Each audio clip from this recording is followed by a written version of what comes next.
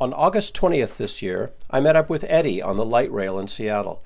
We had this chat on the one line between Pioneer Square and Columbia City. My name is Nick, and this is Conversations on the Coast. All right, we're rolling. So my name is Nick. Okay. Hi, Nick. Eddie. Eddie, good to meet you. Good to meet you, Nick. Cool. Yeah, I'm just, so this is something that I've been doing for a while now. And a couple of weeks ago, for the first time, a friend and I came down with all his YouTube gear and did this on the train. I'm here without cameras today, but I'm just recording audio. Okay. So to start with, can you think of something that you believe? And, it could be something that either you hold deeply or that, it's usually most interesting if it's something that might help determine how you act, like how you treat people, how you vote. Because, when we hold beliefs and if you're not holding them for good reasons, then you affect other people. Right? Yeah. I'll have to think about that. That's a good question.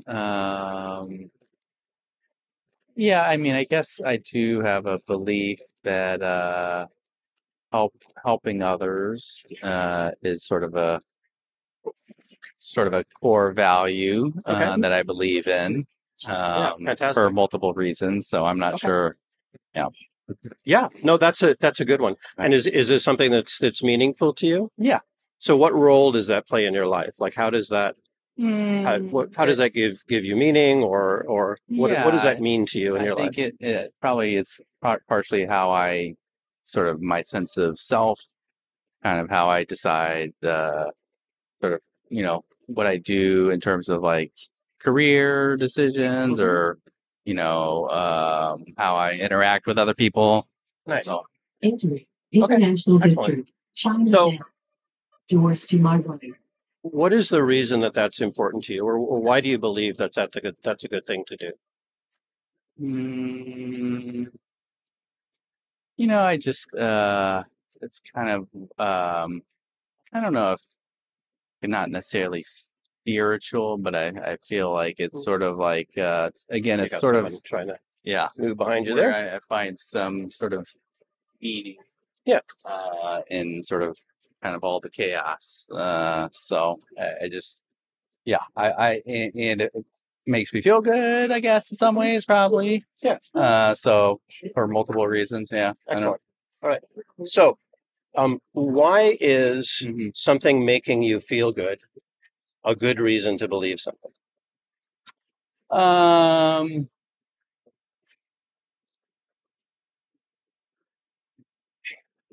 Yeah, that's a good question. I think there's a question of like, is it a selfish, or could be like, well, you feel good because there could be different reasons that you feel good. So, for example, like if you're hungry, right, and you eat, you might feel good because your body was hungry, and so it's like, well, and so it could be like in some ways, feeling good could be sort of a reinforcing, like, hey, this is a positive reinforcement, and the feeling is a way to sort of positively reinforce something that is inherently good. But I'm not sure if that's sort of necessarily the reason you should believe that it's true or not. Yeah. So right. And help me to think about this, because what you're thinking of when we talk about epistemology, we can talk about value claims, and we can talk about truth claims. And I would say that what you're talking about is a value claim, right? So that's something that you believe is valuable. How could we turn that into a truth claim? Like we say that, this is my belief, and here's what's true about it. So we can get to kind of like a true or false. And it may not be possible to do that, right? There's some things that are kind of inherently about values, and those are important to us, right? Right. Yeah.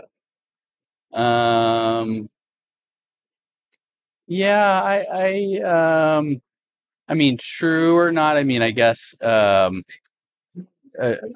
I think it's true, at least for me personally, that helping others brings me sort of a sense of happiness or joy. Okay. And I think that is maybe I think is generally true for many people. Not all. I mean, there's a wide variety of people, but I think There for sure a lot of yeah. people, they find value and joy in helping others. So I don't know. Yeah, no, that all makes sense.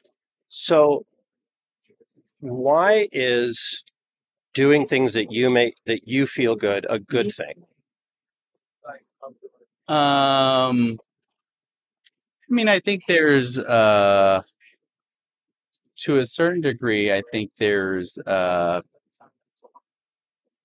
joy or feeling good has its own sort of inherent value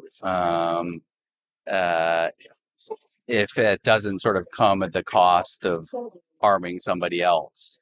Interesting. So Interesting. if there's just sort of, I don't know. Yeah. So that's in some ways, I do think not that like not like a hedonistic like pleasure, but in the sense of like, there is some value or there's some inherentness to sort of joy and happiness and kind of pursuit of happiness type of thing to a certain degree.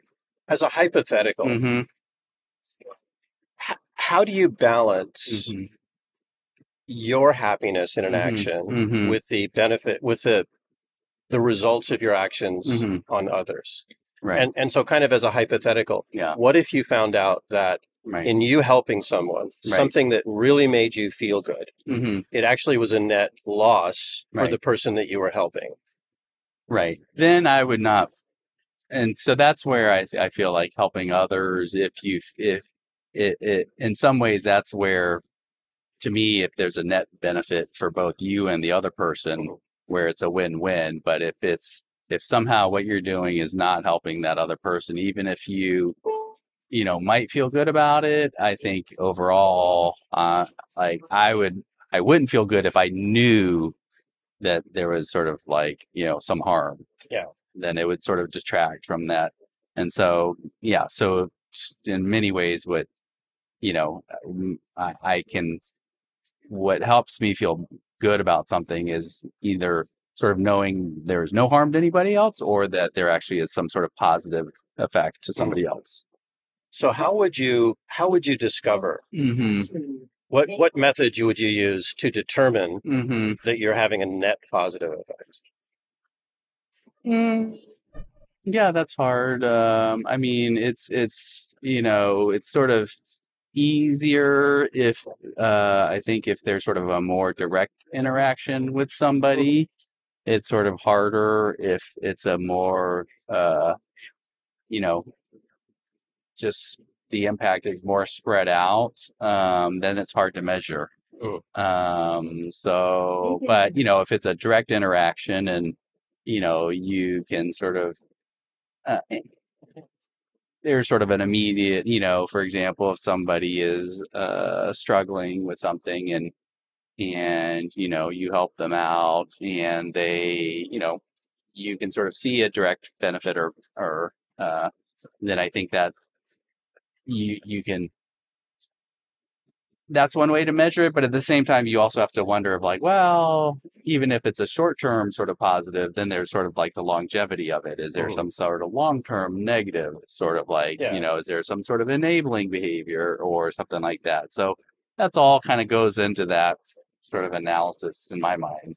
How could we test to determine which of those things is true? How could you be more certain? Yeah, that's, it's really hard to, I think, test a lot of this stuff when it comes to human behavior. I mean, I think it's so hard to know what brings health and joy and those are, the only thing I can sort of go on is what sort of how things sort of might impact me and sort of how I might relate to it, but it's really hard for me to know if that's how it's going to somebody else is going to react to it. So you're using yourself as a model to model the behavior on to see whether you would be benefit. Yeah, so either me or like what I've read, or you know, to the extent there is some sort of research or social science out there, I would take that into account, but also understanding that a lot of the social sciences are you know, soft sciences and not hard sciences, and are hard to determine. So why is examining how you would feel or what the effect would be on you a good reason to believe that that same effect will happen to someone else? I mean, in many ways, it's kind of the only thing I have to go on. So it's, you know, it's kind of how we determine all of our sort of worldviews. And is it? Is that how we? I think it's a core. The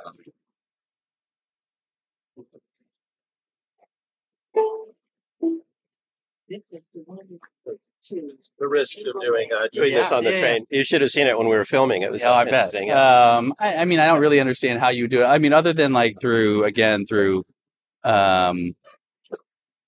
reading and or communicating with others and listening to how they view it. But I think that would, when we hear somebody else talk about their sort of experiences or worldview, we have to filter it through our own experiences. And if it's, I think for us to be able to make sense of it, we have to sort of connect it to something that we've sort of experienced or thought about. Otherwise, it's pretty hard.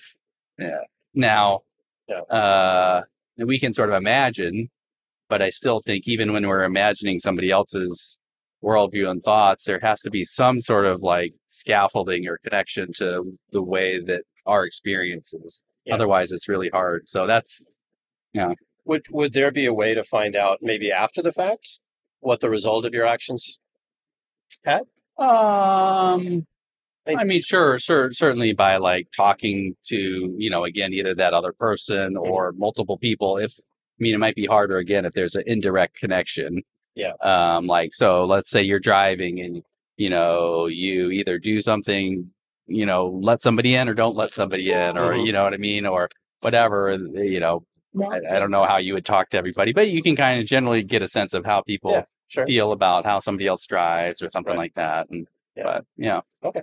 Yeah, the hypothetical situation that's occurred to me as we've been talking is like, let's say you see somebody on the street who's apparently homeless or in need.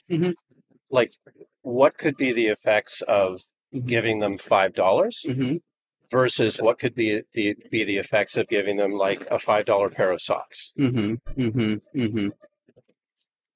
Okay. Like, how would you evaluate the potential outcomes, and how would you determine what the right course of action would be and what might be the most moral value for everyone involved?